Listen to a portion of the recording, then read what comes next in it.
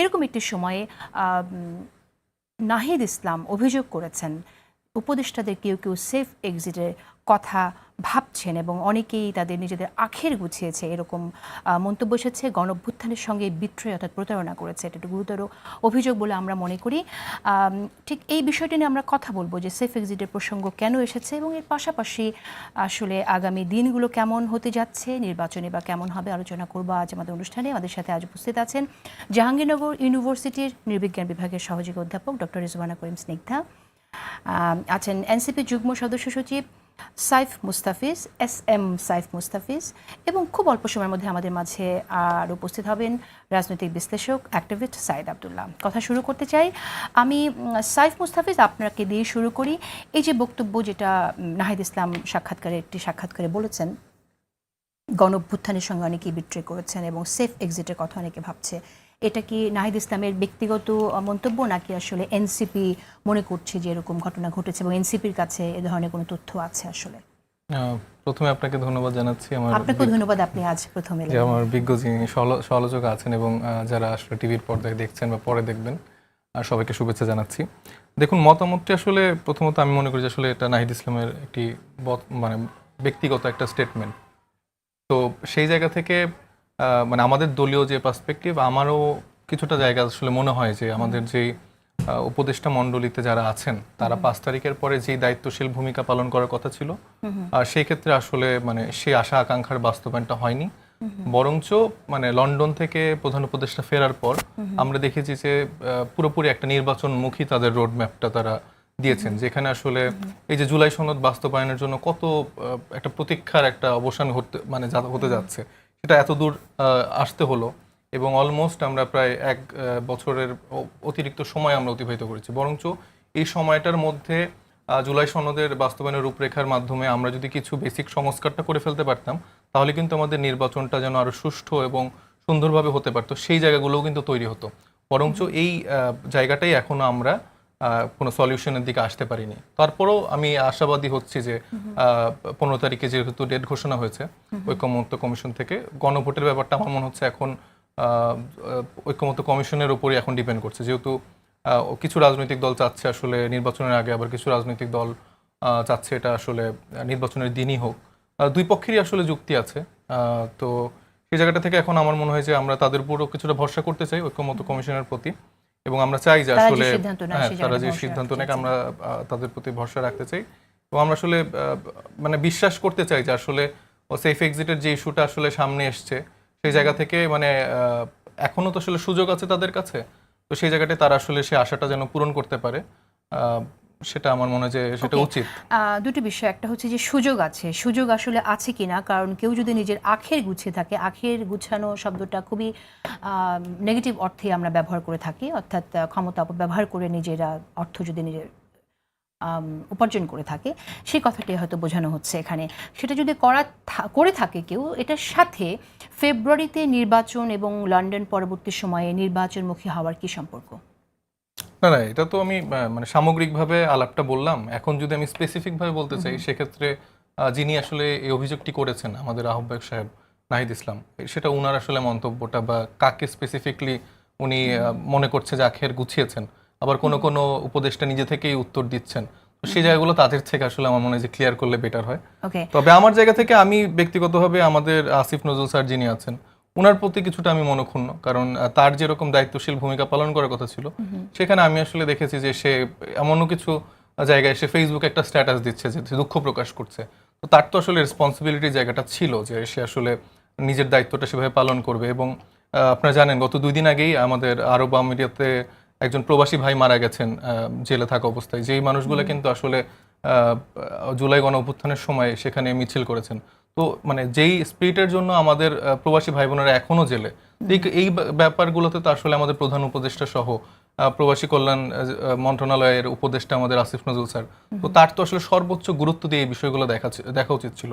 তো সেই জায়গায় আমরা দেখছি যে আসলে বিভিন্ন জায়গায় বিভিন্ন মানুষকে বসানো হচ্ছে, পদায়ন করা হচ্ছে, এবং সিরিয়াসলি যদি আরো একটু ডিটেলে বলা উচিত, সেটা হচ্ছে যে মানে নির্বাচন করতে তো শুধুমাত্র আসলে নির্বাচন কমিশনের ভূমিকার জায়গা না, আসলে সেখানে তো আপনার আরো অনেকগুলা কম্পোনেন্ট প্রয়োজন হয় সেখানে, স্থানীয় প্রশাসন, আপনার পুলিশ বা এই জায়গাগুলোতে আমরা দেখতে পেয়েছি যে স্পেশালি আমি আমার গ্রামের বাড়ি হচ্ছে সিরাজগঞ্জ, তা আমি অলরেডি দেখতে পাচ্ছি যে সেখানে যে সেট আপটা এটা অলরেডি একটা মানে বড় রাজনৈতিক দলের প্রভাব বিস্তার সেখানে করতে পারছে। তাদের ডিসি অফিস বলেন বা বিভিন্ন জায়গায় আমরা দেখতে পাচ্ছি যে সেই রাজনৈতিক দলটির একটা আলাদা প্রভাব তারা ওখানে খাটাচ্ছে। তো এটাতে শুধু একটি দলেরই রাজনৈতিক প্রভাব আপনি বলবেন? মোটা দাগে প্রধান যে রাজনৈতিক দলের কথাটা আপনি বুঝতে পারছেন কাদের কথা বলছি, বিএনপির কথা আসলে এক্স্যাক্টলি আমি বলছি। শুধু কি বিএনপি শুধু প্রভাব বিএনপি বিস্তার না, করছে? জামাতেরও কিছুটা প্রভাব কিছু কিছু জায়গা আছে। আসলে রাজনৈতিক ভাবে তো তাদের সব জায়গায় তো আসলে ওই অ্যাকসেপ্টেন্সটা নেই, যেখানে যেখানে আসলে তাদের প্রভাবের জায়গাটা ছিল বা সেই আসনগুলোর রাজনীতিতে তারা বিগত সময়ে জিতে এসছে বা তাদের ওইখানে ভোটার সংখ্যা বেশি, সেখানে তারা সেই প্রভাবটা বিস্তার করতে পারছে। কিন্তু মোটা দাগে বিএনপি ওভারঅল পুরো বাংলাদেশে দেখা যাচ্ছে যে এরকম একটা মানে সেট আপ তারা তৈরি করছে, যেটা মানে আমার কাছে মনে হচ্ছে যে কিছুটা আত্মঘাতী হবে বিএনপির জন্য। কারণ তারা তো 17 বছর ধরে এই সিস্টেমেটিক জায়গা থেকেই তো মানে সাফার করে এসছে। তো সেখানে যদি আবার তারা সেই সুযোগটা তারাও আসলে ওইভাবে নিতে চায়, হয়তো হইতে পারে এনসিপি একটা এখন তাদের সমান আসলে পারদর্শী ওরকম জায়গায় দলও না, বা জামাত হয়তো বা তার সাথে পারছে না, কিন্তু তার জায়গা উচিত ছিল দায়িত্বশীল ভূমিকাটা রেখে পুরো মানে সেটআপটা যদি আসলে নিরপেক্ষ রাখার ক্ষেত্রে তারা ভূমিকা রাখতো, সেক্ষেত্রে আমার মনে হয় যে এখানে সবাই লাভবান হতো। আচ্ছা, আমরা এই প্রসঙ্গে কথা বলবো। আপনি বলতে চাইছেন যে বিএনপি নিরপেক্ষ ভূমিকা রাখার ক্ষেত্রে প্রতিবন্ধকতা সৃষ্টি করছে, এরকমটাই আপনি বলতে চাইছেন। আমি ফিরবো সেই জায়গাতে, কিন্তু তার আগে আমি প্রথম যে প্রশ্নটি আপনার কাছে করেছিলাম সেখানে আমি আবার একটু ফিরে যেতে চাই। সেটা হচ্ছে এনসিপির পজিশন, এনসিপির কাছে যদি এরকম তথ্য নাও থাকে, এনসিপি একটি দল হিসেবে এরকম একটি তথ্য জানার পরে তাদের দাবি কি? অনেকে দাবি করছেন যে আসলে উপদেষ্টাদের মধ্যে কারা জড়িত হয়ে গেছেন এ ধরনের অপকর্মে এবং কারা আসলে সেফ এক্সিটের কথা ভাবছেন, সেই নামগুলো এখনই প্রকাশ করা হোক। হ্যাঁ, আমিও ব্যক্তিগতভাবে মনে করি যে আসলে নাম প্রকাশ করার আগে পিছে না করে ডিরেক্ট আসলে নামটা প্রকাশ করে দেওয়া উচিত। কারণ আমাদের যে পূর্বের রাজনৈতিক যেই ধারা আমরা দেখেছি, সেই জায়গা থেকে আসলে এটা জাস্ট বলার জন্য না বলা, মানে আমি আহ্বায়ক সাহেবের জায়গা থেকে আমার মনে করি যে আসলে ডিরেক্ট আসলে এই নামগুলো আসলে প্রকাশ করা উচিত। কিন্তু তার পয়েন্ট অফ ভিউ যেটা আমি আসলে বুঝি সেটা হচ্ছে যে 5 তারিখের পর থেকেই মানে আমরা যারা তরুণরা, মানে স্পেশালি নাহিদ ইসলাম, আমাদের আহ্বায়ক বা আক্তার হোসেন, যে মানুষগুলো সামনে থেকে আসলে লিডিং পজিশনে ছিল, তারা অনেক জায়গা থেকে আসলে স্যাক্রিফাইস করেছেন, দায়িত্বশীল ভূমিকা পালন করেছেন। কারণ আপনি জানেন যে অভ্যুত্থানের পরেই কিন্তু সুযোগ ছিল, তারা একদম অল আউট, তারাই হচ্ছে একটা গভর্নমেন্ট ফর্ম করে, কিন্তু সেই জায়গাগুলোতে যেহেতু তারা দায়িত্বশীল ভূমিকা পালন করেছেন, তারা আস্থা রাখতে চেয়েছেন যে বিএনপি বা বড় রাজনৈতিক দলগুলো বা অন্যান্য যারা স্টেক হোল্ডারদের প্রতি। কিন্তু তারা যখন দেখতে পেয়েছে, এবং এটা কিন্তু তখন একটা ঐক্য একটা জায়গাও ছিল, কারণ বিভিন্ন সময় আমরা দেখতে পাচ্ছি প্রতি বিপ্লব এরকম একটা সিচুয়েশন ক্রিয়েট করা হচ্ছে। তো সেই জায়গা থেকে তারা চেষ্টা করেছে যে সবথেকে বেস্ট সলিউশন যেটা, বিপ্লবের কোনো পরিস্থিতি সৃষ্টি করা হচ্ছে, একটু আমি ধরে তারপর বলছি। তো তিনি তারা চেষ্টা করেছিলেন যে, বা আমরা চেষ্টা করেছিলাম যে বেস্ট সলিউশন যেটা সাময়িকভাবে বা যেন এরকম কোনো সিচুয়েশন তৈরি না হয়, আস্থা রেখেছিলাম আমরা সিনিয়র যারা লিডাররা আছেন বা বিগত সময় যারা রাজনীতিবিদরা ছিলেন। কিন্তু আমরা আসলে মানে এই 1 বছর আসলে আশাহত হয়েছি।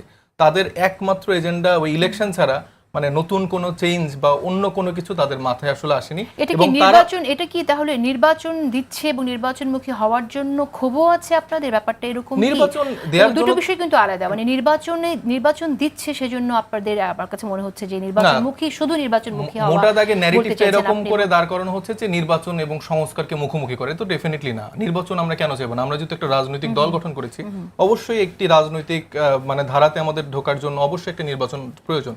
কিন্তু নির্বাচনটি সুষ্ঠু হওয়ার জন্য, যে 17 বছর ধরে নির্বাচনটি সুষ্ঠু হতে পারেনি, সেই সিস্টেমেটিক চেঞ্জটা যদি আপনি না করে নির্বাচন দেন, তাহলে আসলে আলটিমেটলি তো কোনো লাভ হচ্ছে না। আমি আবার আসবো সাইফ মুস্তাফিজ আপনার কাছে। ডক্টর রিজওয়ানা করিম স্নিগ্ধা, আপনি কিভাবে দেখছেন আসলে ঠিক এই সরকারের কাছে, অন্তর্বর্তীকালীন সরকারের কাছে তো অনেক প্রত্যাশা ছিল, আমরা নতুন বন্দোবস্তের কথা বলেছিলাম, কিন্তু সেই স্পিরিট থেকে মনে হচ্ছে সবাই সরে এসেছে, এবং ঠিক তাই না, এরকম একটা অভিযোগ, এই অভিযোগটাও তো গুরুতর, বেশ অস্পষ্ট সামনে অনেক কিছুই।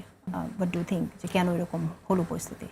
না, দেখেন এই পুরো পরিস্থিতিটা আপনি যদি এটা দেখেন, মানে if you just go back and just see, মানে এখানে একটা বিশাল প্রত্যাশা ছিল, বাট পরিকল্পনা ছিল না। The major mistake is there. 5th অগাস্টের আগ মুহূর্ত পর্যন্ত এভরিবডি হ্যাজ এ টার্গেট, যে আমাকে কি করতে হবে। প্রত্যেকে, রাজনৈতিক দল বলেন, জনগণ বলেন, স্পিরিট বলেন, সবাই বা জানে যে আমাকে কি করতে হবে। কিন্তু এর পরে কি করব আমি, এই জায়গাটা থেকে আপনি দেখবেন একদমই ভীষণ অগোছালো। ওকে, যেমন দ্য ভেরি ফার্স্ট টাইম আপনি খেয়াল করে দেখেন পয়েন্ট টু পয়েন্ট যে এই গভর্নমেন্টটা যখন গঠন হলো, নোবডি হ্যাজ দ্য ক্লু যে কিভাবে, কখন, কোথায়, কেন, কিভাবে, কখন, কোথায়, কেন, এটার ওই সময় পর্যন্ত কেউ প্রত্যুত্তর দেননি যে কেন, কিভাবে, কারা, কি জন্য। এবং এই দায়ভার আমি ডেফিনেটলি আমার শিক্ষার্থীদেরকে দিব, বিকজ তারাই ওখানে তখন একটা মেজর রোল প্লে করেছে গভর্নমেন্ট ফর্মের ক্ষেত্রে। তারা তো ওখানে পিপলের কাছেও জিজ্ঞেস করেনি বা ওভাবে আলোচনা হয়েছে, কারণ অন্যান্য রাজনৈতিক দলরাও বলেছে তাদেরকেও কিছু বলা হয়নি, এটা তাদের বক্তব্য, সত্য মিথ্যা বলা খুব কঠিন এখন। বাট আমরা তো জানতাম না, মানে আপনি মিডিয়া কর্মী, আপনি জানতেন বা আমি জানতাম, আমরা কিন্তু জানতে পারছি না। আমরা জানতাম ডক্টর মোহাম্মদ ইউনূসের নাম, বাট আরও যে পরিষদ সেটা কিন্তু আমরা জানি না। আবার প্রফেসর ইউনূসও যখন আসে তিনি কি বলছেন যে উনার ধারের কাছে যাকে পাইছেন উনার কোড অ্যান্ড কোড হুবহু বলা তো আমার পক্ষে সম্ভব না, 1 বছর আগের ঘটনা। ওনারও এরকম একটা স্টেটমেন্ট পাবেন যে ওনার পরিচিত, এবং মিডিয়াতে প্রচুর কথাবার্তা আসলো, আপনি সেটা দেখবেন। নাম্বার 2, খুব ইম্পর্টেন্ট, আমার কাছে যেটা প্রায় মনে হয়েছে, এই নবগঠিত যে দলটি, এটা আমার খুবই মানে হতাশাজনক। মানে NCP was in a very hype, মানে তার কাছে প্রত্যাশা শুধু এই রাষ্ট্রের কাছে না, কিন্তু এই যে তরুণদের কাছে একটা নতুন দল হচ্ছে, তাদের যেই নয়া বন্দোবস্ত, তাদের কাছেও কিন্তু আসলে মানুষের অনেক প্রত্যাশা ছিল, এটা আমি বলতে চাই। বাট যেটা আমার কাছে মনে হচ্ছে দূর থেকে দেখে, যে আপনার একটা জিনিস ভাঙা, প্রতিবাদ করা, আর একটা জিনিস গড়া, এই গড়ার জায়গাটা খুব দুর্বল এবং নাজুক ছিল। আপনি যখন গড়তে যাবেন তখন আপনার যে ফর্মুলা, আর আপনি যখন ভাঙতে যাবেন তখন আর ফর্মুলার মধ্যে তো পার্থক্য আছে। তো they are very successful to break very strong যেই আমাদের শাসন ব্যবস্থা ছিল, দুর্নীতি, অন্যায়, এটার ক্ষেত্রে তারা ভেরি মাচ সাকসেসফুল, ক্রেডিট তাদেরকে দিতে হবে। তারা অন্যতম একটা, আমি শুধু তাদেরকে দিতে চাই না, আমি বলছি যে তারা অন্যতম একটা ফ্যাক্টর, একটা স্টেক হোল্ডার, গুরুত্বপূর্ণ স্টেক হোল্ডার। তাই বলে সেটা শুধু তাদের, এটা আমি বলবো না। তো সেই জায়গাটা থেকে তাদের একটা ঘাটতি হচ্ছে যে তারা ওই গড়ার যে চিন্তাটা, আমার কাছে মনে হচ্ছে সেটা ভীষণ মেসিং। যেমন আমি এখনও আপনার তাদের যে দলটা, সেই দলের ন্যারেটিভ, একটা দলের একটা ন্যারেটিভ থাকে না, ভিশন, ঠিক আছে, তারা নয়া বন্দোবস্তের কথা বলেছে, নাগরিকের কথা বলেছে, কিন্তু তার মূল ইটাই কি হবে, যেমন মনে করেন একটা মোটা দাগের ফ্রেম থাকে না, সেই জিনিসটা কিন্তু আমাদের কাছে এখনো পরিষ্কার হয়নি। সামনে ইলেকশন, আপনি সেফ এক্সিট বিষয়ে আমি আপনার কাছে জানতে চাই যে এই প্রসঙ্গটি এসেছে এখন, আসলে অনেকেই তো বলছে তাদের নাম ধাম প্রকাশ করার জন্য, সেই বিষয়টা আমি আপনার মন্তব্য জানবো। আমি এখনো দর্শক আমাদের মাঝে এসে পৌঁছেছেন সায়েদ আবদুল্লাহ। সায়েদ আবদুল্লাহ রাজনৈতিক বিশ্লেষক এবং অ্যাক্টিভিস্ট। ধন্যবাদ সায়েদ আসবার জন্য। সায়েদ, আপনার আসার আগে যে আলাপটি হয়েছিল সেটা হচ্ছে সেফ এক্সিট নিয়ে নাহিদ ইসলামের মন্তব্য নিয়ে আমরা কথা বলেছিলাম। ঠিক সেই প্রসঙ্গে যখন এলাম তখন সাইফ মুস্তাফিজ কয়েকটি বিষয় এখানে উল্লেখ করেছেন। সাইফ এগ্রি করেছেন যে নামধাম যারা চাইছেন, দাবি করছেন নাম প্রকাশে, সেটা আসলে প্রকাশ করা উচিত। আর একটি বিষয় সেটা হচ্ছে নির্বাচনমুখী হয়ে যাওয়া নিয়ে সাইফ মুস্তাফিজের একটা বক্তব্য ছিল, এবং সাইফ বলতে চাচ্ছেন নির্বাচনে বিএনপি প্রভাব বিস্তার করতে চাচ্ছে প্রশাসনে। জামাতের কথা বলেছিল, কিন্তু বিএনপি বেশি করতে চাইছে, যেটা বিএনপির জন্য হয়তো বুমেরাং হবে, এরকমটা বলতে চাইছে। আমি আপনার মন্তব্য শুনতে চাই এই জায়গাতে, যে এই যে একটা আলাপ যে বিএনপি প্রশাসনে বা জামাত প্রশাসনে হস্তক্ষেপ করতে চাইছে, এটা থেকে তো আমাদের বের হতে হবে, নইলে একটা নিরপেক্ষ নির্বাচন আমরা কখনোই পাবো না। পাশাপাশি আরেকটি প্রসঙ্গ একটু অ্যাড করতে চাই, সম্প্রতি নতুন একটি ফ্রেজ কি বলবো খুব ব্যবহার হচ্ছে, সুপ্ত এবং গুপ্ত থাকার রাজনীতি। আপনার মন্তব্য শুনি সায়েদ আবদুল্লাহ। ধন্যবাদ জিটিভির দর্শকদেরকে, সম্মানিত সমালোচকদেরকে, এবং অবশ্যই ক্ষমাপ্রার্থী একটু বিলম্ব করে আসার জন্য। তো যাই হোক না কেন, অনেকগুলো প্রসঙ্গ টেনেছেন, আমি খুব ছোট ছোট করে জাস্ট একটু টানার চেষ্টা করব। সবার আগে আমি যে ব্যাপারটা একটু বলাটা বোধ হয় যে জরুরি, যে ইলেকশনের প্রশাসন, তারপর ওই যে জামাত বিএনপির ইম্প্যাক্ট, তারপর বলছিলেন যে সেফ এক্সিটের যে আলাপটা, সেফ এক্সিটের আলাপটা আমি অন্য আরেকটা জায়গায় ঠিক একইভাবে ব্যাখ্যা করার চেষ্টা করি। অনেক টাইমে অনেক আলাপ টান দিয়ে নিয়ে এসে এটার নোশনটা থাকে যে কিছু কাসুন্দি বারবার করে ঘাটা থাকবে, সবাই ওইটা নিয়ে ব্যস্ত থাকবে। যেমন লোয়ার হাউসে বা এক্সিস্টিং হাউসে পিআর এর আলোচনাটা, এটা হলো এই টাইপ একটা কাসুন্দি ছিল, যে কাসুন্দি নিয়ে অন্য দলগুলো তারা ব্যস্ত থাকবে, ক্রমাগত টকশো হবে, কথাবার্তা হবে, কিন্তু যারা এই আলোচনাটা চালাচ্ছে তারা ফিল্ডে নিজেরাই পিআর পদ্ধতিতে ভোট চায় না, তারা নিজেদের দলীয় প্রার্থীর নামে ব্যক্তিগতভাবে প্রত্যেকটা আসনে তারা ভোট চায়, কিন্তু দেখবেন অন্যদেরকে ব্যস্ত রাখা হচ্ছে। সেফ এক্সিটের যে ব্যাপারটা নিয়ে কথাবার্তা আসছে, যারা বলছে বেসিক্যালি আমরা তো অনুমান নির্ভর কথা বলতে পারি না, এটা তাদেরই দায়িত্ব যে তারা এটা ক্লিয়ার করুক। আর যদি এইটাই আলাপ করতে হয়, আমার কাছে মনে হয় যে অনেক জাতীয় সংকট আছে, এটা যে শুধুমাত্র বয়স্কদের জন্যই ঝামেলা হইতে পারে, আমার কাছে মনে হয় না ব্যাপারটা এত সরলভাবে দেখার কোনো উপায় আছে, বরং অনেক ইয়াংদের জন্য অনেক বিপদের কারণ হইতে পারে। তবে আমি ব্যক্তিগতভাবে চাইবো বর্তমানে যারা উপদেষ্টারা আছেন তাদের কারোই যাতে সেফ এক্সিট নেওয়ার দরকার না হয়, অন্তত পক্ষে মোরাল হাই গ্রাউন্ড থেকে আমি এটা আশা করতে চাই যে তারা যাতে শেষ মুহূর্ত পর্যন্ত দেশ এবং জাতির প্রতি ডেডিকেটেড থাকে, irrespective of their any sort of বায়াসনেস। তার কারণ কি, মানুষ আমরা সত্যিই দেখতে চাই যে এনারা সবাই সফল হয়ে একটা ভালো ইলেকশন আয়োজন করে শেখ হাসিনার মুখের পর সবচেয়ে বড় জবাবটা লেপ্টে দিক যে আপনি তিনটা টার্ম বাংলাদেশ থেকে ইলেকশনটাকে উধাও করে দিয়েছিলেন, যে উপদেষ্টা মণ্ডলী দায়িত্ব নিয়ে একটা চমৎকার ইলেকশন করেছে। সেটা আমাকে যদি বলেন সালেউদ্দিন আহমেদ থেকে শুরু করে, আসিফ নজরুল থেকে শুরু করে, অন্যান্য যত উপদেষ্টারা আছেন, এমনকি ফাজুল কবির থেকে শুরু করে, আসিফ মাহমুদ সজীব ভুইয়া থেকে শুরু করে, মাহফুজ আলম থেকে শুরু করে, প্রত্যেকের জন্য আমার একই চাওয়াটা থাকবে। এইবার সেই সেফ এক্সিটের আলাপটা আপনি অন্যদের পর যদি দায় দিতে থাকেন, এমন অনেক দায়িত্বশীল পদে অনেক ইয়াংরাও বসেছিল, নয়া বন্দোবস্তের কথা যারা সকালবেলায় একবার, দুপুরবেলায় একবার, রাতের বেলায় একবার রুটিন করে বলতে থাকে, তারাও তো অনেক জায়গায় অনেক দায়িত্ব গাফিলতি করেছে। এবং যারা অনেক ক্ষেত্রে সেফ এক্সিট নিয়ে কয়েক দফা বক্তব্য দিয়েছে, ইন্ডিভিজুয়াল একজন ব্যক্তির কথা আমি বলছি না, জুলাই ফাউন্ডেশন নামে একটা ফাউন্ডেশন হয়েছিল, যে ফাউন্ডেশনের দায়িত্বে যারা এসেছিল ছাত্র প্রতিনিধিত্বের জায়গা থেকে সর্বোচ্চ লেভেল পর্যন্ত রিপ্রেজেন্ট করছিল, যদিও তারা পদত্যাগ করে পরবর্তীতে চলে এসেছে। কিন্তু ওই সময়, এটা আমার কথা না, আমার স্পষ্টতই মনে আছে, ডিসেম্বর মাসে একটা জাতীয় ঐক্যের একটা সারা দেশের সব দল মত নির্বিশেষে জুলাই শহীদদের পরিবার এবং তারা ছিল অভিযোগ করেছে জুলাই ফাউন্ডেশনের দায়িত্বপ্রাপ্ত ছাত্ররা যারা এখন সেফ এক্সিটের আলাপ করছে তাদেরকে বারবার করে ফোন দিয়ে পায় না, তাদের কাছে রিস্ক করতে পারে না, তাদেরকে মেইল করলে পায় না। এমনকি আপনার এই টকশোতে আমার মনে আছে একজন শহীদের ভাই এসেও এই অভিযোগ করছিলেন। তাদের নিজেরাও যদি তাদের কাছে বলা যায় যে তোমরা যখন এই ফাউন্ডেশনের চেয়ারে বসেছিলা, তো ওই টাইমে জুলাই শহীদ যারা আছে তাদের পরিবার তোমাদের নাগাল পায় নাই, রিস্ক করতে পারে নাই কোনো মতে, এগুলো তো ব্যর্থতার জায়গাটা ক্লিয়ার করে। আবার অনেক সময় দেখবেন যে উপদেষ্টা মণ্ডলীর চেয়ারে যারা বসে আছেন তাদের শপথটাকে যদি আমরা চিন্তা করি অ্যাজ পার ল, এইটার রেসপন্সিবিলিটিটা কিন্তু কালেকটিভ রেসপন্সিবিলিটি, অর্থাৎ ক্যাবিনেটের লায়াবিলিটি কিন্তু সবার। এই জায়গাতে একটা উদাহরণ বলি আমি, তাহলে বুঝতে পারবেন। আইসিটি ট্রাইব্যুনালের যে আইনটা প্রথমে যেটা করা হয়েছিল, ল মিনিস্ট্রির ভেটিং বিভিন্ন জায়গা থেকে যখন করানো হচ্ছিল, ওই জায়গায় সিভিল সোসাইটির বহু মানুষকে ইনভাইট করা হয়, আমাদের মতো মানুষদেরও ডাকা হয়েছিল, অনেক সিনিয়ররাও ছিলেন, মানে পাবলিক পারসেপশন কি সেটা যাচাই করার জন্য।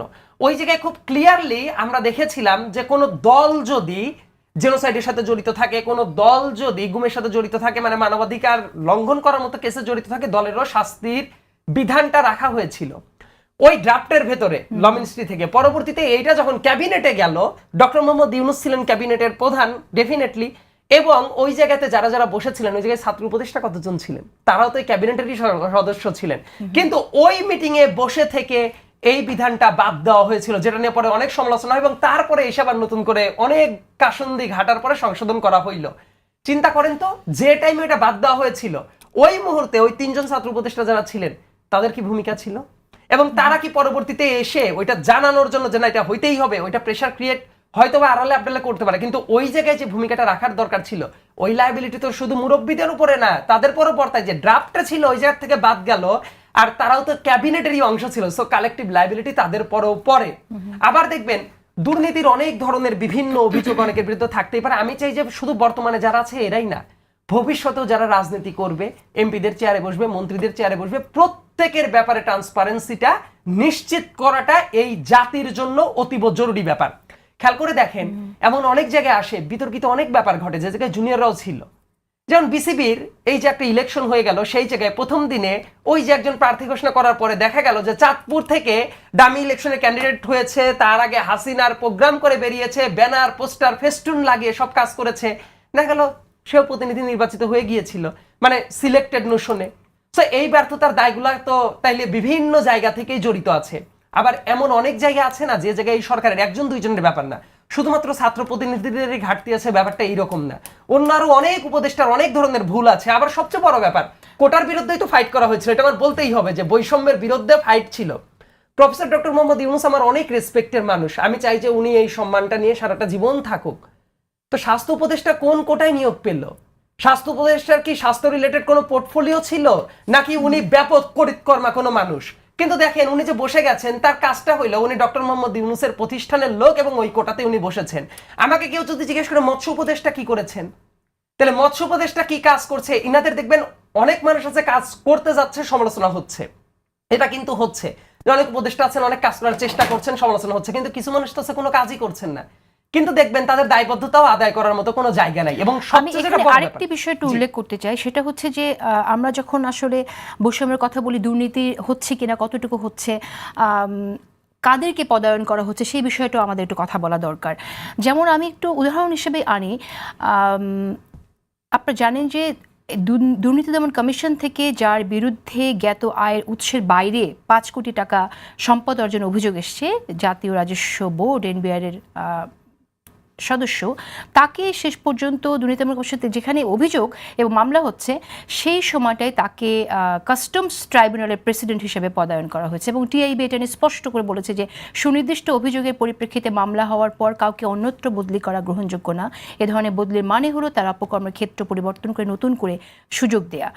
এবং এই ব্যক্তির বিরুদ্ধে অভিযোগ যে তিনি, এরকম কথাও আছে যে তিনি এর আগেও নানানভাবে সুবিধাপ্রাপ্ত ছিলেন এর আগের সরকারের। আপনি তো একটা উদাহরণের কথা আনলেন, এই ধরনের উদাহরণ যদি শুরু করা যায়, আপনি লেখা শুরু করবেন, এমনও হইতে পারে যে পেজের পর পেজ উতরায়া যাবে, এই ধরনের অভিযোগ শেষ হবে না। এই ধরনের কথা বললেন তো আপনাকে আরো একটা উদাহরণ বলি। 2024 সালের 7 জানুয়ারি ডামি ইলেকশনের আগে আওয়ামী লীগের যারা ক্যান্ডিডেট হওয়ার চেষ্টা করেছিল, এই ধরনের ভাই, পাবনা তার বাড়ি ছিল, পাবনাতে ওই ভাইয়ের ইলেকশন ক্যাম্পেইন চালাতে গিয়েছিলেন যে অবসরপ্রাপ্ত ব্রিগেডিয়ার জেনারেল জালাল সাহেব, পরবর্তীতে তাকে পিএসসির মেম্বার করা হয়েছিল, সাংবিধানিক একটা পোস্ট, সেটা নিয়ে আমরা অনেক প্রতিবাদ করেছিলাম। পরবর্তীতে তাকে সরানোর পরে তাকে কোথায় বসানো হয়েছিল জানেন? যে ব্যাপারটা টিভি দর্শকদেরও জানা দরকার।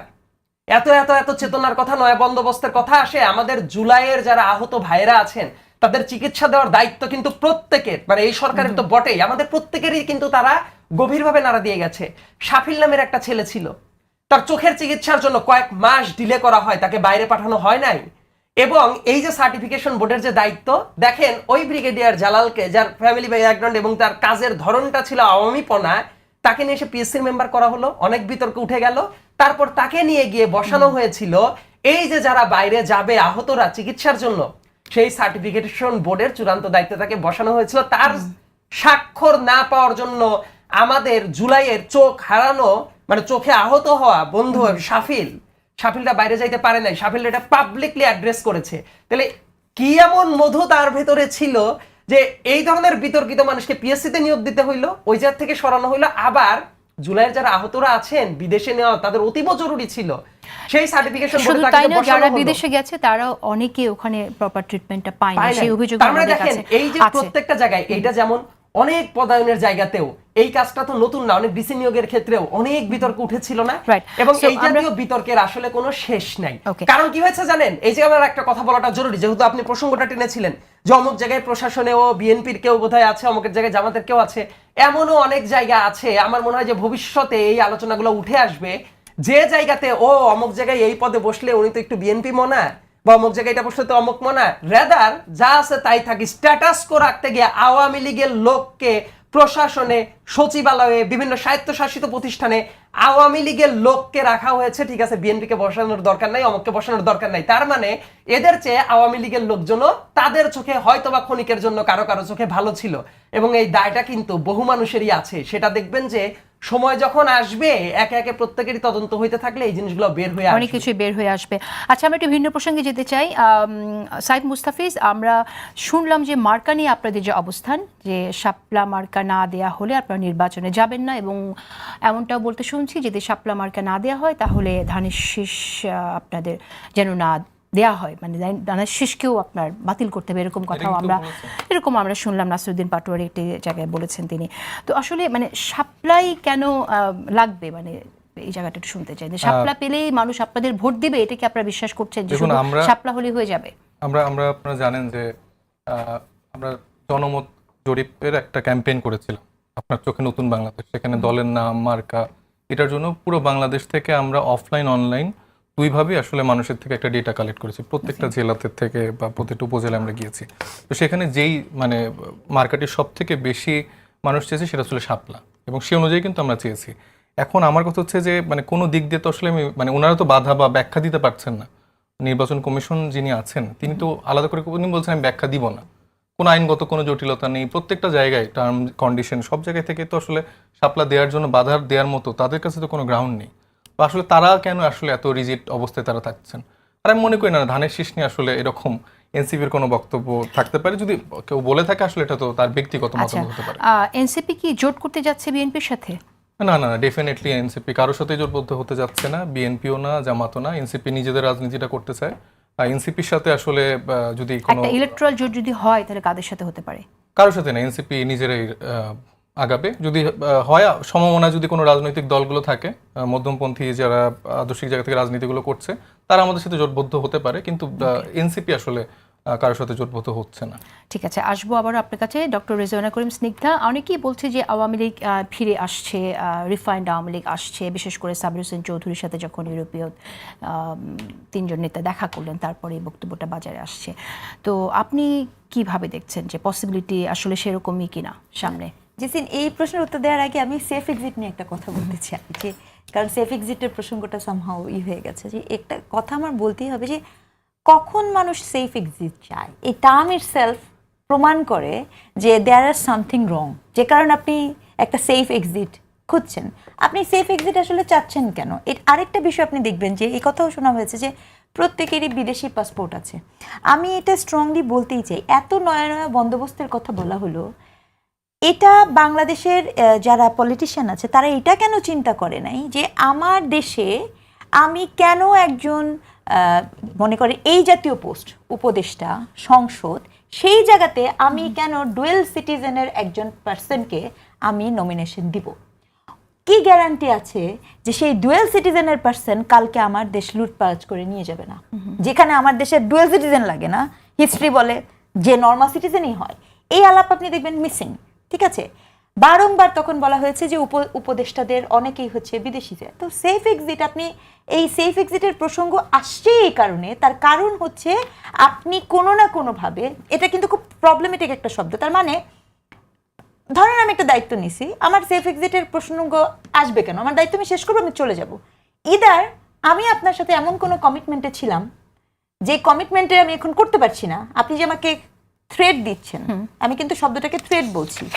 এমনও কথা আমি শুনেছি যে মৃত্যু ছাড়া সেফ এক্সিট নাই, এই ধরনের কথা এসেছে। এটা যে একটা যেখানেই যান না কেন, হ্যাঁ, দেশেই যান, এই যে শব্দর যে একটা পলিটিক্যাল কনোটেশন, এই কনোটেশন কিন্তু একটা থ্রেটেনিং কনোটেশন। এটা কিন্তু এটাও দেয়, তার মানে কি is there any negotiation between this two parties? ওই টু পার্টিজের মধ্যে কি এমন কোনো নেগোসিয়েশন হয়েছিল কিনা যেটা কিনা সেফ এক্সিটকে থ্রেটিং করে? এই কথাটা আমার বলার ছিল। আরেকটা কথা আপনি বলেছিলেন, সেটা হচ্ছে যে সাইফকে প্রশ্ন করেছেন, সম্ভবত সাইদকে, সরি, চেনা যায় না। হ্যাঁ, রং চেনা যায় না, কাকে কিভাবে আমরা আইডেন্টিফাই করব বুঝতে পারছি না, এরকম একটা প্রসঙ্গ মনে হয় এসেছিল। প্রশাসনে যদি এভাবে থেকে যায় সেটা তো তাহলে নিরপেক্ষ নির্বাচনের জন্য প্রতিবন্ধকতা হয়ে থাকবে। এটা সাইফও বলেছে। আচ্ছা, এই যে প্রশাসনে যে কেউ না কেউ থেকে গেলে এই যে একটা চরিত্র, এটা তো কন্টিনিউয়াস হয়েছে। আপনারা তথ্য উপদেষ্টা মাহফুজ আলম বললেন না একটা ইস্যুতে যে বন্টন যখন হয়েছে অমুক বিএনপির, তমুক জামাতের চারটা, এটা উনার কথা, আমি একেবারে হুবহু তো বলতে পারবো না। এই নিয়োগগুলো যখন হয়েছিল তখন তো আপনারাই ছিলেন, তো তখন এই ভয়েসটা কেন ছিল না? তখন তো এই ভয়েসটা আসা খুব জরুরি ছিল, তাই না? তখন তো আমাদের জনগণের কাছে আসা হয়নি, বলা হয়নি যে অমুক পার্টি এটা চাচ্ছে, তমুক পার্টি এটা চাচ্ছে। তাহলে আজকে যখন আপনি হঠাৎ করে বলছেন, তখন আমার তো স্বাভাবিকভাবেই প্রশ্ন জাগবে, আপনি তখন নীরব কেন ছিলেন? বারবারই এই প্রশ্নটা আসবে। তাহলে এই যে আমি যে বললাম যে পুরো এটা না একটা চক্র হয়ে গেছে। আপনি এখন ডিসি, আমি নিশ্চিত এই বাংলাদেশে এটা খুব দুঃখজনক, 5ই আগস্টের পরও ডিসি, ওসি, পুরা ইসেতে যাবতীয় যে বন্টন হচ্ছে সেটি কোনো যোগ্যতার ভিত্তিতে হয়নি, ওনাদের কথার মধ্যে আছে। হয় ফোনে হয়েছে, আর না হলে যেভাবে হয় দুর্নীতি করে হয়েছে। তাহলে এই দায় তাদের ঘাড়েও বর্তায় যারা এটার পার্ট ছিল। তাহলে সেফ এক্সিটের প্রসঙ্গ, এবং সেখানে কিন্তু আপনার একক কোনো দল না, প্রতিটি দল এনসিপি, বিএনপি, জামাত, প্রতিটি দলের কারো না কারো সুপারিশ, কারো না কারো চাঁদাবাজি, কারো না কারো এই বিষয়গুলো তো কানেক্টেড। তাহলে এইগুলোকে এই বক্তব্যের সাথে এই যে সময়ের বিশেষ করে সার্জিস যেভাবে বলেছে এটা থেকে মনে হচ্ছে যে, যেমন একটু কোট করি, আমার সামনেই আছে, আমরা মনে করি দেশের মানুষের সামনে তারা মুখ দেখাতে পারবেন না, কোথায় সেফ এক্সিট নেবেন? পৃথিবীতে সেফ এক্সিট নামের একটাই জায়গা, সেটা হচ্ছে মৃত্যু, এছাড়া কোনো সেফ এক্সিট নেই। আপনি পৃথিবীর যে প্রান্তে যান সেখানে বাংলাদেশের মানুষ আপনাকে ধরবে, সোশ্যাল মিডিয়ার মাধ্যমে হোক, সামনাসামনি হোক, মৃত্যু ছাড়া কোনো সেফ এক্সিট নেই। এরকম মন্তব্য, এত বড় অপরাধ যদি কেউ করে থাকে গণঅভ্যুত্থানের পরে উপদেষ্টা পরিষদের, তাহলে আসলে এটা কি, মানে কি বোঝাতে চাইছেন? নাকি আসলে নির্বাচন সামনে আসছে বলে এই অসহিষ্ণুতা প্রকাশ পাচ্ছে? মুস্তাফিজ, আপনার কাছে শুনতে চাই। হ্যাঁ, আর আপা এর আগেও কিছু কথা উল্লেখ করেছেন, আমি সেটারও একটু উত্তর দিতে চাই। এই দায়টা উনি একবারই তরুণদের উপর দিয়ে দিচ্ছে, বরং আমি মনে করি এই দায়টা সকলের বলেছে, এই দায়টা উনাদের উপরও অনেক বেশি বর্তায়। কেন বর্তায়? কারণ আমি প্রথমেই এই কথাটা বলতে নিয়েছিলাম যে তরুণরা যে দায়িত্বশীল ভূমিকা বা পরিচয়টা দিয়েছে, তারা কিন্তু আস্থা রাখতে চেয়েছিলেন তাদের মতো যারা আসলে আরো বড় করে চিন্তা করছেন, তারেক রহমান সাহেবের উপরে, যে লন্ডনে থেকে আসলে একটা দল চালাচ্ছেন। তো তাদের উপর ভরসা রাখতে যেয়ে তারা কিন্তু তরুণের জায়গা থেকে তারা কিন্তু তাদের সাথে আলোচনা করেছিলেন, একটা জাতীয় সরকারের প্রস্তাবনা দেওয়া হয়েছিল।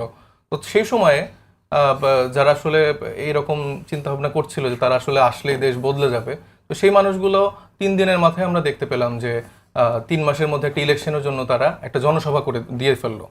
এবং এখানে উনি হয়তো জানেন না, উপদেষ্টা মণ্ডলী সিলেকশনের ক্ষেত্রে তারেক রহমান সাহেব সহ, এখন আপনার ওইখানে তো ওই ক্রাইসিস মোমেন্টে আপনি সবাইকে কিভাবে ইনভলভ করবেন? তখন কি আপনি একদিনের মধ্যে গণভোট দিবেন? তখন কি আপনি জাতীয় ইলেকশন করবেন? এটা তো সেই সিচুয়েশন ছিল না।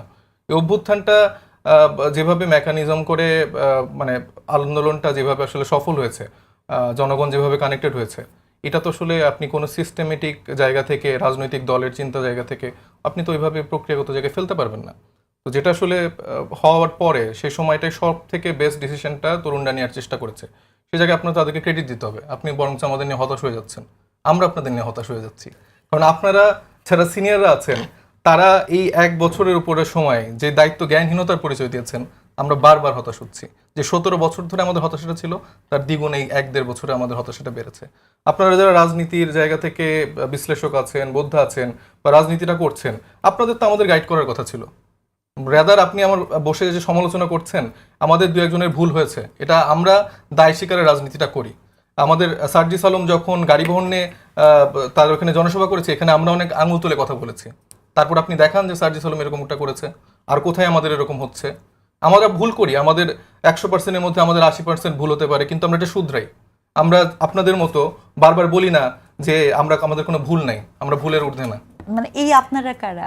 আমি যে সিনিয়র সবাইকে বলছি আর কি, আপনি যেরকম করে তরুণদের কথা বললেন, আপনি তরুণদের উপর আসলে হতাশ, সেই জায়গা থেকে আমি বলছি যারা আমাদের সিনিয়র রাজনীতিবিদরা আছে, অনেক বেশি ছিল। মানে অভ্যুত্থানের পরে আমি দেখলাম রিজভী সাহেব বাবা শোনা করে যে বাবা তোমরা আমাকে ছাড়িয়েছো, বা সালাউদ্দিন সাহেব, তখন তাদের যে স্পিরিটটা ছিল, এই 1-1.5 বছরের মধ্যে তারা আসলে চিনছেই না। সবাই মনে হচ্ছে যে গাদ্দারি করেছে, সবাই দুর্নীতি করেছে, মাহফুজ আলম থেকে শুরু করে আসিফ, সবাই আসলে দুর্নীতি করেছে। তো একটাও কিন্তু প্রমাণিত হয়নি। মানে আপনারা যে অভিযোগগুলো বারবার করেন, 400 কোটি টাকা, 1000 কোটি টাকা, আমাদের অফিসের মানে আপনাকে আমি মোবাইলে এখন দেখাতে পারি, আমি দলের ট্রেজারার, আমাদের অফিসের ভাড়ার জন্য আমাকে বলছে গত মাসের ভাড়াটা এখনো দেওয়া হয়নি। এই বাস্তবতা, এই রিয়েলিটিতে আছি আমরা। যে আমাদের এরকমও ফ্রেমিং করা হয়েছে যে আমরা মনে রূপায়ণ ট্রেড সেন্টার ওইটা দখল করে ফেলছি পুরো বিল্ডিং, এভাবে মিডিয়াতে রূপনে যাওয়ার দরকার কি ছিল? আমাদের তো আর কোনো,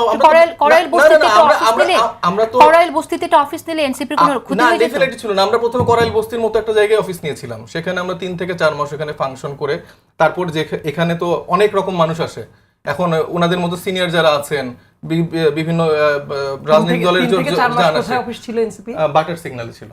এনসিপির বলতে জাতীয় নাগরিক কমিটি ছিল, মানে ওই তো ওই বিল্ডিং এ, ওই বিল্ডিং এ ছিল না, মানে 3-4 মাস ফাংশন ছিল না রূপায়ণ টাওয়ারে। না না, ওই প্রথম 3-4 মাস তো বললেন যে অন্য কোথাও ছিল, তার মানে রূপায়ণ টাওয়ারে প্রথম 3-4 মাস ছিল না এনসিপির ফাংশন। 3-4 মাস আমরা হচ্ছে যে বাটার সিগন্যালে আমাদের একটা অফিস আমরা নিয়েছিলাম ছোট্ট, সেটা তো এডিশনাল কোনো কিছু হইতে পারে, রাইট? না এডিশনাল না, এটা আমাদের তখনকার অফিস মানে ছিল। রূপায়ণ টাওয়ারে ওই জায়গায় অফিস আগের থেকে ছিল না। না না, এনসিপি গঠন হলো 28 ফেব্রুয়ারি, আমাদের তার 3-4 মাস আমাদের পর থেকে রূপায়ণ রূপায়ণ টাওয়ারে- সেন্টারের অফিসটা মেইনলি ছিল জাতীয় নাগরিক কমিটির, সেই জাতীয় নাগরিক কমিটির অফিসটা আমরা অস্থায়ীভাবে এখন ব্যবহার করছি। আচ্ছা, আমি ফিরবো আলোচনায়। আমার মনে হয় যে আমরা একটু অনেকগুলো বিষয় এখানে বিস্তৃত হয়ে গেছে। আমি সাইদ আব্দুল আপনার কাছে আসবো, কিন্তু তার আগে একটা ছোট বিরতি নিয়েছি। প্রিয় দর্শক, আওয়ামী লীগ ফিরছে কিনা, রিফাইন্ড আওয়ামী লীগ ফিরছে কিনা, সে আলাপটা আমার মনে হয় অনেকেই কথা বলছেন, এই বিষয়ে কথা বলছেন, বিশেষ করে সাবির হোসেন চৌধুরীর সাথে যখন 3 ইউরোপীয় নেতা দেখা করলেন। আমি সাইদ আব্দুল আপনার কাছে শুনি।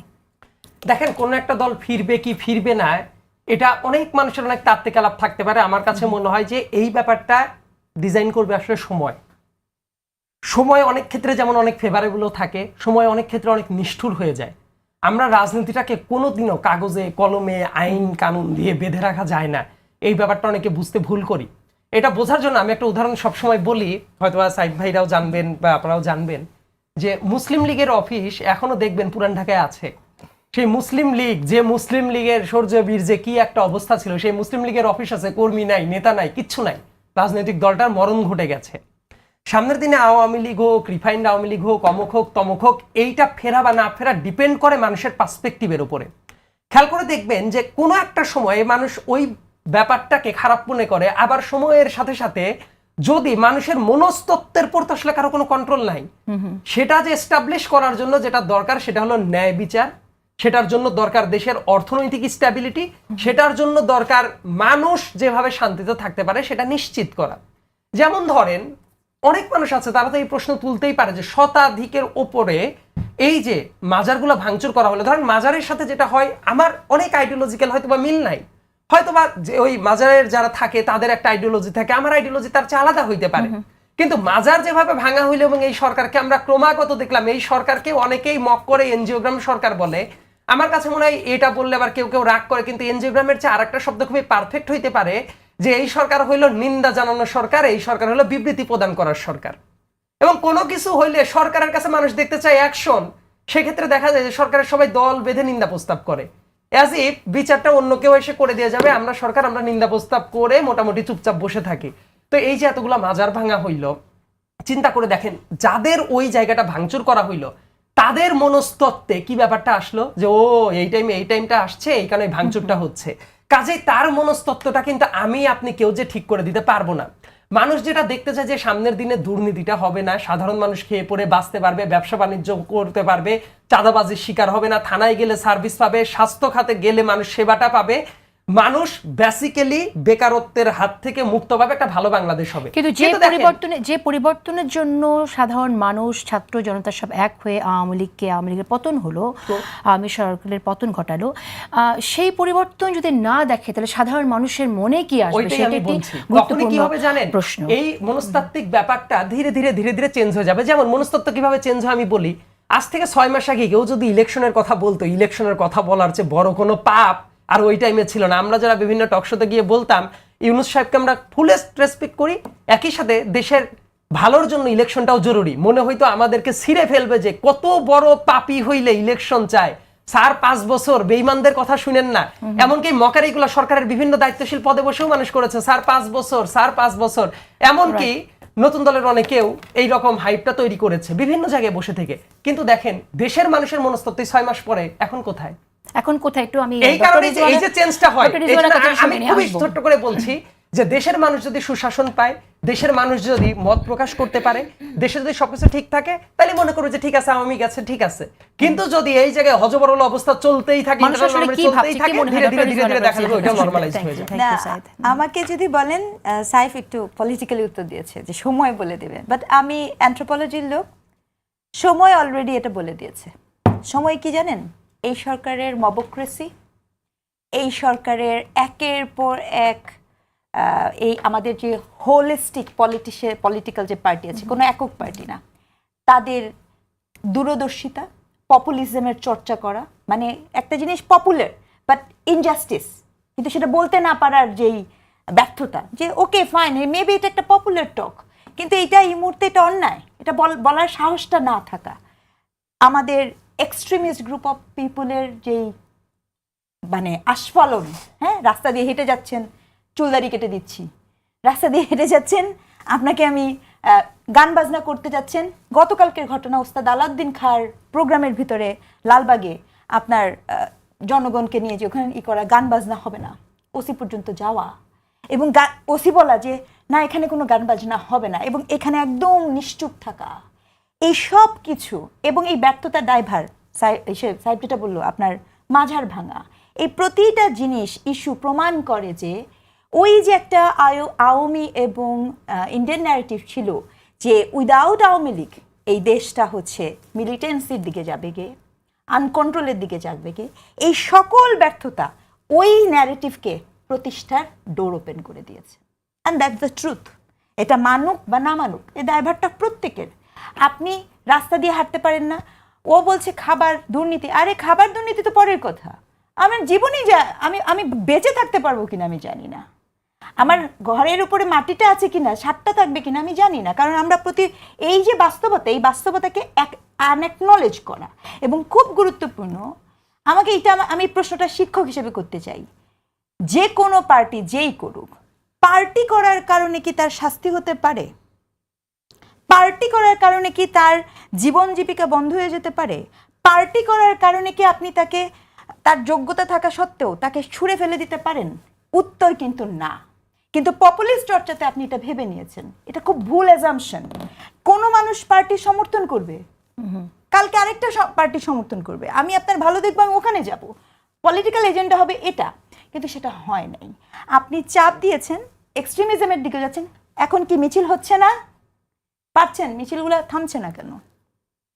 কেন থামছে? আচ্ছা, আমরা একটু শুনি এই পুরো গল্পটাই, হ্যাঁ, এই পুরো গল্পটাই আমি যেটা বলতে চাচ্ছি যে এই ডোরটা, আমি ওর মতো বলবো না, সময় বলবো, আমি বলবো অলরেডি এটা ওপেন হয়ে গেছে এবং এর দায়ভার, ব্যর্থতা হোলিস্টিক্যালি সকলের। সেটা আসলে সাইফ মুস্তাফিজের কাছে শুনি যে সকলে যে দায়ভার, আমরা দেখলাম যে রাজনৈতিক দলগুলো সে নতুন বাংলাদেশের কথা বলেছে এবং দেখিয়েছে তারা চায়, কিন্তু সেই দলগুলোর মধ্যে আমরা দেখলাম ক্ষমতা কেন্দ্রিক এক ধরনের দ্বন্দ্ব সৃষ্টি হয়ে গেল। সেখানে বাংলাদেশ প্রথম না, নিজেদের দলীয় স্বার্থ এবং ক্ষমতার স্বার্থটা সবার আগে দাঁড়ালো। সে দায়ভার তো আসলে তাহলে সবারই, এনসিপি কি মনে করে বা আপনার মন্তব্য শুনে? না, ডেফিনেটলি দায়ভার মানে আমাদের সকলেরই আছে আসলে। এই যে সিচুয়েশনগুলো আমরা দেখতে পাচ্ছি, মাজার ভাঙা বা যে কোনো অনাকাঙ্ক্ষিত যে ঘটনাগুলো ঘটছে, ইভেন কালকের যে প্রোগ্রামটা ছিল এটা তো আসলে খুবই দারুণ একটা প্রোগ্রাম। এখানে আলাউদ্দিন খাঁর শাস্ত্রীয় জন্মবার্ষিকীতে একটা সঙ্গীত সন্ধ্যা হয়েছে। তো এটা তো আসলে আমাদের কৃষ্টি কালচারের মধ্যে অন্তর্ভুক্ত। এটাতে মানে আপনি একটা অন্য আইডিওলজিতে বিলিভ করতেই পারেন, সেটা তো আসলে আমার মানে কোনো রকম আঘাত দেওয়ার রাইটটা তো আমার নেই। আপনি এজ এ নাগরিক আপনার ধর্ম পালন করবেন, আপনার কালচারাল জায়গা থেকে আপনি সব কিছু পালন করতে পারবেন। এটার জন্যই তো আমাদের এই ফাইটটা করা হয়েছে। তো সেই জায়গাটা যদি ব্যাঘাত ঘটে, এটার জন্য আসলে দায়ভার আমাদের সবারই আছে। তবে আমি যেটা মনে করি যে এই ন্যারেটিভটা যদি কোনোভাবে উৎপাদন করা হয়, আগেই ভালো ছিলাম, এটা আবার একটু ভুল হবে। আগে আমরা ডেফিনেটলি ভালো ছিলাম না এবং এটার সাথে আসলে এটা কম্পেয়ার করা যাবে না। এটাতে আমাদের ভুল হচ্ছে, আমরা সংশোধন করব এই মেন্টালিটি নিয়ে। প্রত্যেকটা মানুষ যারা স্টেক হোল্ডার আছেন, উপদেষ্টা বলেন, রাজনৈতিক দলগুলো আছেন, অ্যাক্টিভিস্ট যারা আছেন, সবাইকে মিলে আসলে কাজ করতে হবে। মানে আমরা যদি যত মানে একে অপরের দিকে কাদা ছোড়াছুড়ি করবো, দায় দিতে থাকবো, এটারও লম্বা হবে। আমি সারাদিন টকশোতে বসে বিএনপিকে নিয়ে গালাগালি করতে পারবো, বিএনপি আমাকে নিয়ে করতে পারবে, জামাত আমাদেরকে নিয়ে করতে পারবে। তো এই জিনিসটা বন্ধ হয়ে যদি আমরা আসলে মানুষকে কি দিচ্ছি, আমাদের রাজনীতিটা কি। ডক্টর স্নিগ্ধা কিন্তু একটা কথা বলেছেন, যারা আওয়ামী লীগ সমর্থন করেছে তাদেরকেও কি অপরাধী হিসেবে ট্রিট করা হবে কিনা? দেখেন, এখানে মানে তার কিছু ক্ষেত্রে আমি অ্যাগ্রি করি যে উচিত না, আবার কিছু ক্ষেত্রে করিও না। কারণ ধরেন এটা আমি এর আগেও বলেছি যে মানে শয়তানের মধ্যে কোনো প্রকারভেদ থাকতে পারে না। ভালো শয়তান, খারাপ শয়তান, শয়তান মানে শয়তানি। সো এই 17 বছর ধরে যারা আওয়ামী লীগের বিভিন্ন পর্যায়ে শিক্ষক হিসেবে বৈধতা উৎপাদন করেছে, আপনার সচিবালয়ে বৈধতা উৎপাদন করেছে, পুলিশ হিসেবে বৈধতা উৎপাদন করেছে, তাদেরকে যদি আপনি এখন ছাড় দিয়ে দেন, সাইদ আব্দুল্লাহ উনি বলেছেন কিন্তু এর আগে যে অনেকে উপদেষ্টা এরকম ফিল করছে যে না, ওদেরকেই রাখি।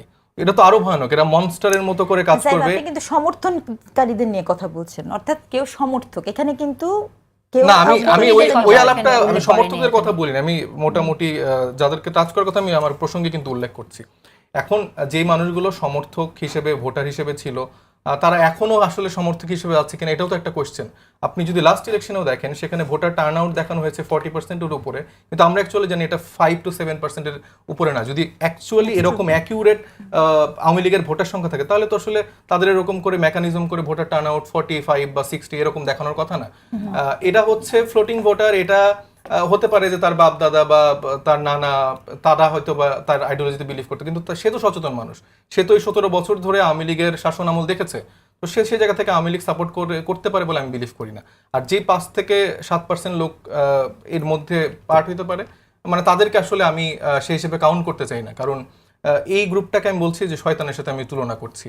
এবং আপনি যদি মানে জার্মানির ইতিহাসের হিটলারের জায়গা থেকে নস্যি বাহিনীর এখন যদি সেখানকার সাপোর্টাররা বলে যে আমাদের কি ভুল হয়েছে বা আমাদের দলকে ফিরিয়ে আনেন, এটা তো আসলে কোনো যুক্তি হতে পারে না। কিন্তু তাদের ক্ষেত্রে কোনো রকম এই সমর্থকদের ভোটটা কোথায় যাবে, তাহলে সমর্থকদের গণতন্ত্রে তো সবার জন্যই জায়গা থাকে, সেক্ষেত্রে তাদের ক্রাইসিসটা আমরা কি করে মোকাবেলা করব?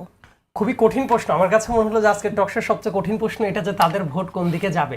আমার কাছে মনে হয় কি, এই যে কার ভোট কোন জায়গায় যাবে এই কোয়েশনটা করা ছিল মোটামুটি হাসিনার আমলে বোঝা যেত যে কে কোন দিকে যাবে না যাবে। আমি যেটা বুঝতে চাই, ইলেকশনটা যাতে এইরকম হয় প্রত্যেকটা ভোট কাউন্টের আগ পর্যন্ত যাতে না বোঝা যায় কোন ভোটটা কোন দিকে যাবে। উত্তরটা একটু পলিটিক্যালি দিলাম আর কি, কিন্তু এইবার আমি প্র্যাকটিক্যাল গ্রাউন্ডের কথা যদি বলি, সমর্থকদের যে কথাটা বললেন, পৃথিবীতে অনেক কাজ আছে যে কাজটা আপনি বুঝতে পারবেন ব্যাপারটা নৈতিকভাবে ঠিক হইল না, কিন্তু বিচারের আওতায় নিয়ে আসাটা খুব মুশকিল।